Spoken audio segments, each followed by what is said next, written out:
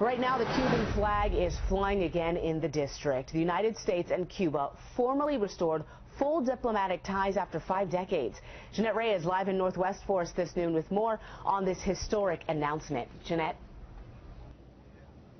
Well, Jumi, just a little while ago, we saw a moment that'll go down in the history books. A lot of people here yelling and chanting in Spanish, que viva Cuba libre, which means Cuba live free. Take a live look here behind me. What you are seeing right now is something that has not been seen in over 50 years. The Cuban flag flying above the country's embassy here.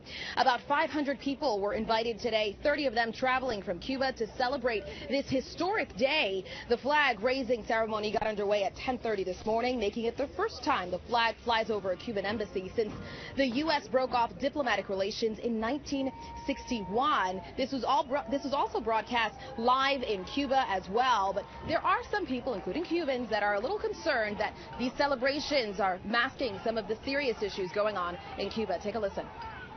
It's the lack of conversation, robust dialogue around what's happening or not happening in Cuba about civil liberties, human rights, democracy. None of that is going to change in Cuba. We reaffirm Cuba's willingness to move towards the normalization of relations with the United States in a constructive spirit.